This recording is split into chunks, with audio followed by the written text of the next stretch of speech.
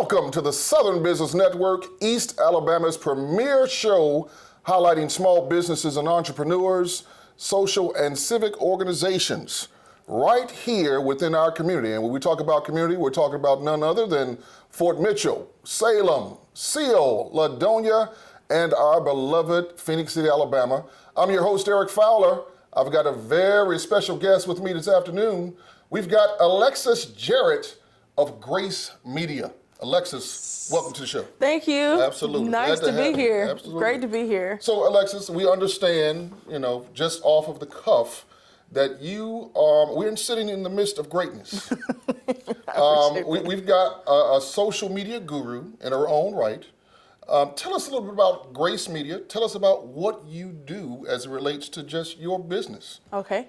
Well, at Grace Media, we tell your story one share at a time. So our basic premise is to be the marketing hub of solo entrepreneurs. So any solo entrepreneur or a team that has 5 or less people, and it's kind of like you guys are managing it yourself, our heart is to be your marketing department. So that's what we do. That's the core of what we do. And then from there, we branch off and we have 3 different services. We do consulting, we do classes, and then of course we do branding packages for our clients and customers. Okay. I started this business right out of college at Columbus State University from their mass communication program. Go Cougars. Go Cougars, yes. So that was 2013, and I officially incorporated as an LLC in 2014. I had my mentor come in and help me get some of the funding to get it off the ground initially. And from there, the light bulb went off when I was in college to kind of be like, hey, there's a big problem here with your 30s, your 40s, and your 50-year-olds who have had established businesses. They've done word-of-mouth marketing for years or have a great community reputation, but social media literally exploded. And it left a lot of people behind. And so the heart of our business is just to help bridge that gap. So I take it that based on the demographic that you're serving, you stay quite busy. Yes. To say the least. Yes, we do. Because I tried to touch bases with you some time ago, and your schedule was backed up, I will say. It is. Right now for 2017, I mean, we are nearing the end of the year, but any new clients at this point I can accept. So really? I'm helping people strategize and gear up for 2018. Okay. But 2017, as far as on the books is concerned, is a done deal. We're looking at taxes and what were our expenses this year, and we're moving on to 2018 because we want to help people get fresh for the next year. Gotcha. So when we talk about activity in 2017, how successful would you say you've been? Well, I guess when you look at where you were in 2016, and I can say from on paper that I've doubled profits. Wow. So yeah, we went from as a solo entrepreneur and as someone who was just like me and my IT guy, and he's a Columbus State University graduate, and I have one other person who's my assistant. She's at Fort Valley State. And then we just brought on a new intern that graduated from Columbus State. So it's a 4-person band right now. Okay. So we were able to double profits this year. So we've been doing pretty good. Awesome. Now, when we talk about social media, obviously we are hitting on Facebook, Instagram, Snapchat. Mm-hmm. What are the other mechanisms that are out here that 30 to 50 demographic could possibly be missing out on as it relates to doing business? Doing business. Well, to be honest with you, our big focus right now, and what I want to teach people how to really work, is capitalizing on Facebook and Instagram. Okay. One of the biggest concerns that I see a lot of small business owners have is honestly looking at Facebook ads and asking themselves the question, okay, I see that they're constantly kind of wanting me to put out some money for an ad. Mm-hmm. Facebook changed their algorithm to basically the likelihood of your ads showing up in someone's timeline increases the more money you give them. They're a business. Okay. And so right now you have your average mom and pop competing against someone like Charmin toilet paper, who has millions of dollars to pump into a marketing and advertising campaign, but I'm just over here selling tacos. And so, Literally, right. So what we exist to do is to help the owner of this business, go, a lot of my, baby boomers are like, I'm not getting into that social media stuff. But if you don't leverage how to do it, you're going to get left behind. Exactly. And so it's like, okay, let's have a class and let's just sit you down and let's teach this and show you how Facebook works. Let's get into the back end of it. And let's show you what happens when you give them $5 for a campaign that lasts a week and you want to see how does that stretch? Is it really worth it? And what are some other forms of marketing? So of course there's Instagram. Right now, as we know, Facebook actually owns Instagram, but they exist. There are people that are still there, but Facebook owns Instagram. Really? So yes, Okay. one of the coolest things now is that if you do want to run ads on Facebook, they can actually show up on your Instagram account if you have an Instagram business account. And it will show you how many people are interacting with you, what age range, what demographic. I mean, it's analytics right there in your pocket. Instagram is excellent for what's called microblogging. So basically, if you've ever heard, I want to be a blogger, you post a picture, you post some words, you have a great caption, and it instantly captures the person's attention. The thing with Instagram also is kind of like Facebook. The accounts that you interact with on Instagram, think about back in the day, if you wanted to go get a magazine for your latest Thanksgiving food, you would go to the grocery store and get a magazine. Exactly. Now, Instagram is the magazine. Now, Pinterest is the magazine. Now, Facebook is the magazine. So you no longer have to go and get a print copy of something. If I want to know what the latest deal is, I can just look on Instagram and type in Thanksgiving food, and tons of people who've pushed out content that will pop up. So if you want to attract customers to what you're doing, you have to think like your customer. Gotcha. What are they looking for? What are they looking at? And so right now, teaching the client how to leverage things like Facebook and Instagram are our two biggest focuses. You do have Twitter, you do have Pinterest, you do have other entities out there that are, billion-dollar companies. But right now, social media is the bully. Exactly. You have to get with the program. And what we don't want to see is our clients have this second problem, which is, okay, once we put all this stuff on our Instagram and on our Facebook, what happens next? Yeah. And so how do you deal with the masses that are coming at you? Exactly. What happens next? So who's answering our inboxes? Who's in our messenger? How do I check to see if this person is legitimate or are they wasting my time? So the next thing is called conversion. And that's where we help you basically take people off of your social media and get them onto your website.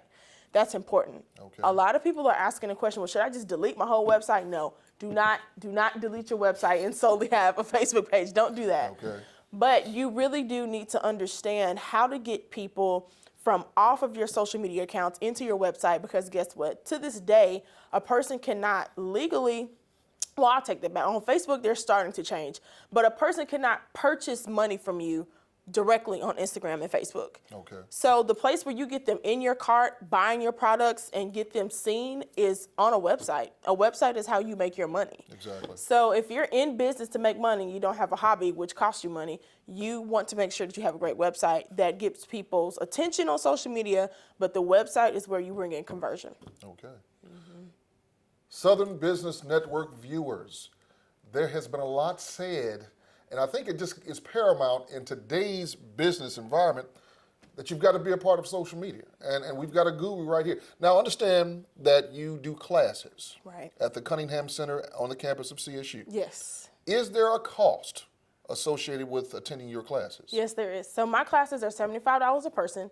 And one of the great things that we have, too, is we give you a workbook so you don't walk away, having to take a bunch of notes or only seeing the slides and you're jotting down the whole time. You get your own workbook. It has a marketing questionnaire in the back. It allows you to measure, okay, where's our company? What are some of our biggest problems and where can we move forward? And then you also get food. So you feed. Yes, we feed you. So I am a big taco girl. I like laughter and tacos. That's my thing.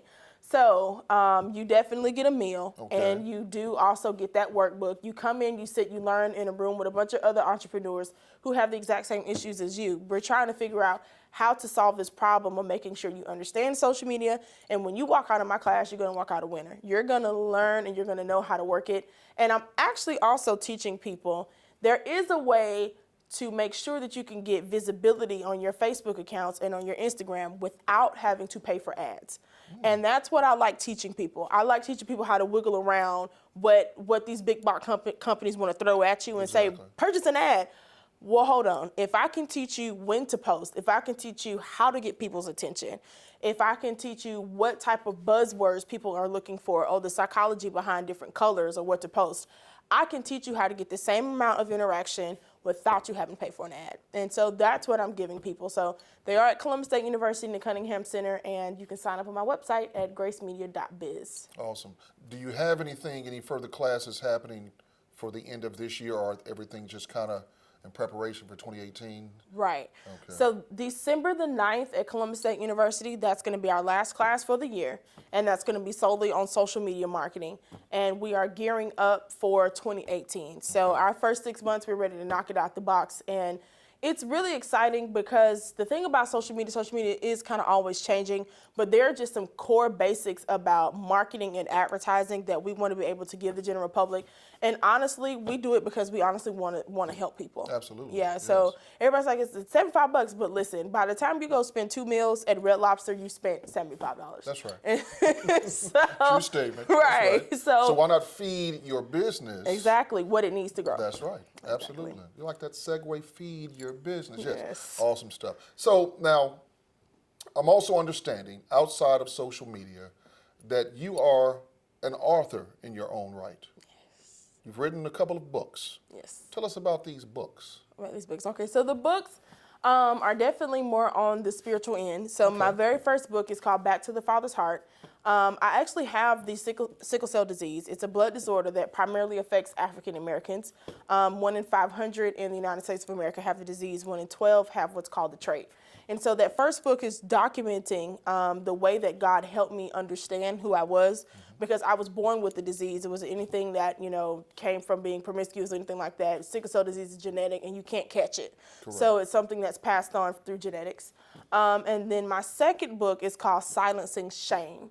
And that book is called Stopping the Voices in Your Head That Scream You're Not Enough. That's the segue to that. And so a lot of time throughout life, and I'm so excited about this second book coming out. I self-published on Amazon. Okay. And so for anyone who is wanting to be an aspiring author, and self-publishing is kind of the way to go. It's non-traditional, but it is an excellent way to go ahead and get your thoughts out there. And then once they're out there in a big publishing company, if that's your dream to get published for real, they can see that you're serious and that you already have a backing behind you. So self-publishing is great, and I offer a course on that too. But so my second book, Silence and Shame, Stopping the Voices in Your Head That Scream You're Not Enough, is the book that is geared towards mentally assessing what is it that keeps you from being your best person. Exactly. And shame is a big thing. A lot of people struggle with, different things in their past, different family situations, different things that, you have felt the need to hide or have a secret. And so I open up in that book about my life, my stories, how I was born, being born into a split family, being a stepchild on both sides. And so there are a lot of different emotional battles that we can face in life that, unfortunately, if we don't have a good handle on them, they can affect us for the rest of our lives. Exactly. And so, we can be doing business, we can be at work, but there'll be that thing in the back of our mind that wants to do better, and ultimately we will end up doing what's called self-sabotage. And you will procrastinate, you won't get your goals done, you will convince yourself and talk yourself out of what you really want, because secretly you don't believe you deserve it.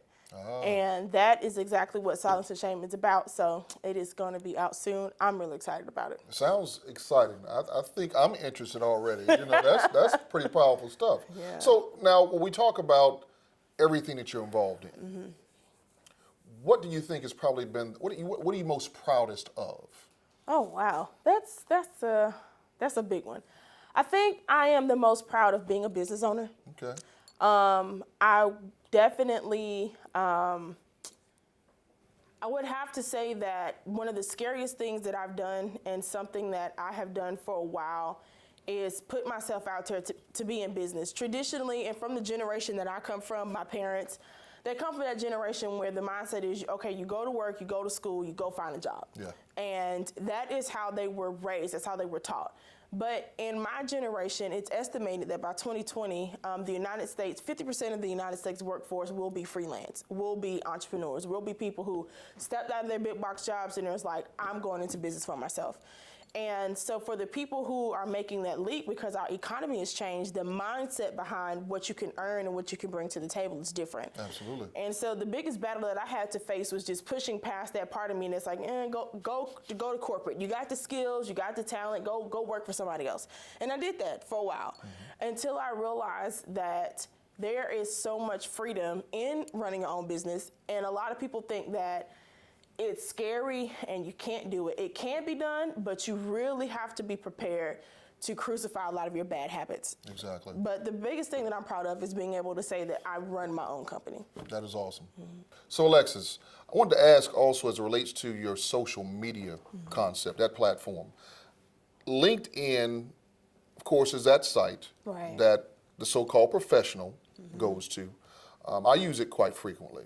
But you didn't really touch on the fact that in your classes, you use that tool or you highlight that tool specifically outside of Facebook and Instagram. Could you kind of give me some insight as to, is LinkedIn a very useful tool to use? I love LinkedIn. Okay. Definitely, and I'll just tell you a story for me. About 3 years ago, I was able to get contacted by a production company in Los Angeles, California. Okay. They brought, I don't know if you guys remember, but there's a house in Columbus that has like these Christmas lights that are like out of this world. It's not fantasy and lights. It was I know like the one you're the speaking of. Ludi Yes, family. yes. So ABC brought in a production company to be able to film their house because they were on this show, The Great Christmas Tree Light Flight, and they needed production assistance. And so one of the guys out from Los Angeles from the production company was like, I'm having so much trouble finding people and contact people. But he emailed me from my profile on LinkedIn because I had certain buzzwords on there that said video production, PA, and it talked about my experience. Okay. So LinkedIn, for those who don't know what it is, it's basically a digital resume. And you can actually, even now for different jobs you can apply for, use your LinkedIn profile as a way to secure, employment without having to fill in a resume. You can use your LinkedIn profile. Correct. So it's very profitable. There are some things on there that you do have to watch out for. LinkedIn can get kind of busy as far as their user interface sometimes. But other than that, I absolutely recommend it. And I absolutely recommend a person who truly is looking for great employment to really fine tune it, really get it specific to the industry and where you want to go. Don't so much make LinkedIn about where you've been, because they do ask you a lot of questions like your former employers, your former skills, this person has endorsed you, that person has endorsed you. Correct. But really look at it for, okay, where am I trying to go and how can this free marketing tool help me get there?